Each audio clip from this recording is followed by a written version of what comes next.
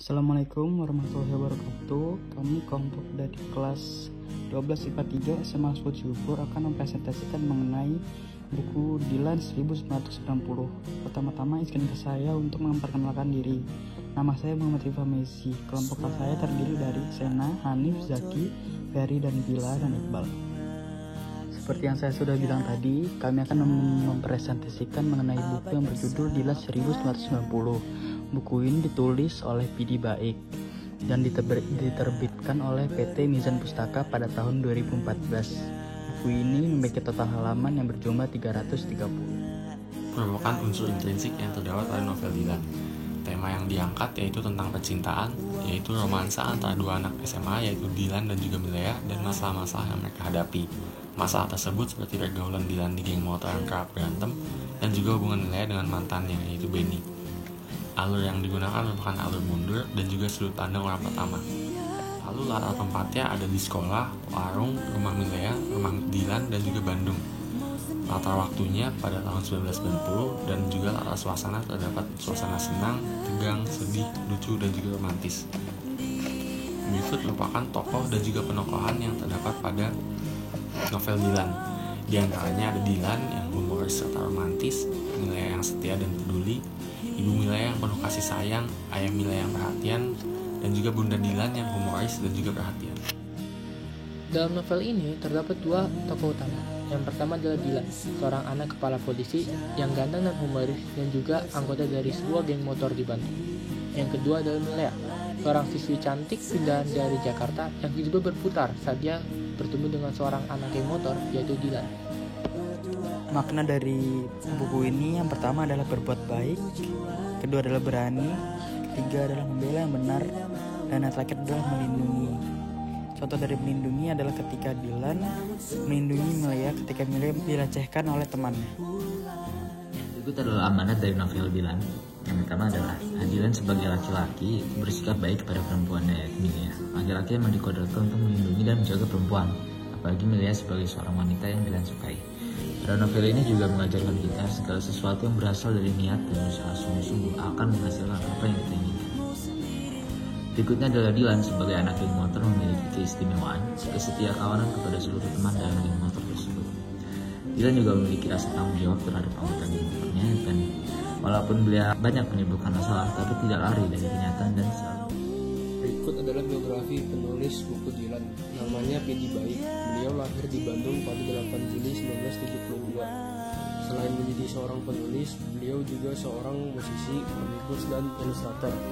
Keseriusan beliau di dunia musik dapat dilihat dengan beliau mendirikan band bernama The Panas.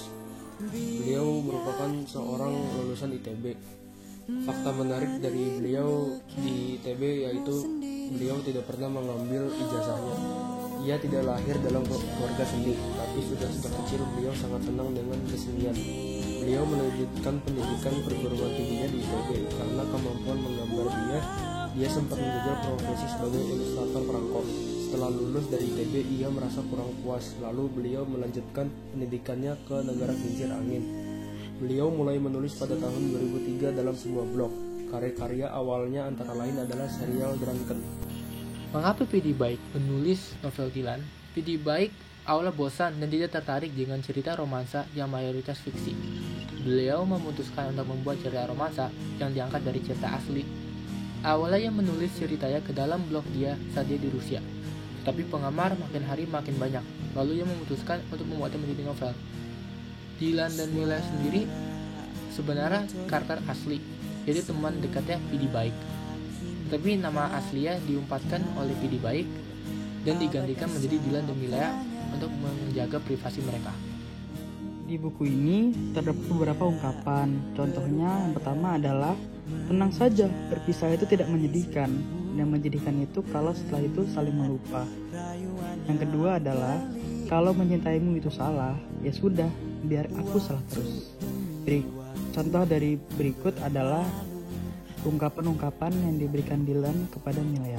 Untuk majas-majas yang terdapat di buku Dilan terdapat 3 majas. Yang pertama yaitu hiperbola, kalimat yang melebih-lebihkan. Contohnya adalah kamu boleh bilang bermiliar-miliar kali kalau Dilan anak nakal. Yang kedua adalah personifikasi. Personifikasi adalah mengibaratkan benda mati seakan-akan hidup. Contoh di buku ini adalah dan air yang datang dari mataku membuat sungai kecil di pipiku. Yang ketiga adalah simil. Simil adalah membandingkan dua hal secara eksplisit. Contohnya, tapi aku tetap lari bagai tak peduli oleh apapun, juga oleh siapapun yang melarangku. Berikut adalah analisisnya. Yang pertama adalah perpisahan adalah upacara menyambut hari-hari rindu. Dalam kalimat ini, upacara pada umumnya adalah sebuah pembukaan dari sebuah acara. Jadi bisa saja dikatakan bahwa perpisahan hanya pembukaan dari hari-hari rindu yang mendatang. Nah, kalimat yang kedua adalah semua pada waktunya akan pergi, bukan karena benci, tapi karena mempunyai cita-cita masing-masing. Dalam kalimat ini dapat diartikan bahwa pertemanan akan berakhir atau berpisah karena kita sebagai manusia memiliki kebutuhan dan tujuan hidup masing-masing. Tenang saja, berpisah itu tidak menyedihkan. Yang menyedihkan itu kalau setelah itu saling melupa. Kalimat ini dapat diartikan bahwa yang sebenarnya sedih itu bukan berpisahan. Dikarenakan walaupun berpisah bukan arti tidak peduli, tetapi jika sudah lupa arti sudah tidak peduli. Kalau mencintaimu itu salah, ya sudah biar aku salah terus. Diartikan bahwa seseorang rela berbuat hal yang salah demi orang yang dia cintai. Aspek di dalam nilai kehidupan. Yang pertama, sosial. Nilai sosial dapat diambil dari geng motor Dylan yang walaupun suka terkena masalah, kesolidaritas mereka tetap teguh dan juga hubungan erat Milea dengan bundanya Dylan. Yang kedua, percintaan.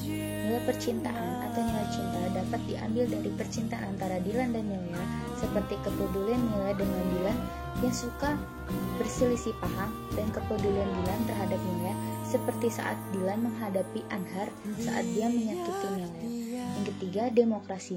Nilai demokrasi bisa diambil dari keaktifan kelas Milea saat pemilihan struktur kelas, seperti saat Nandan menjadi ketua kelas dan didukung Milea.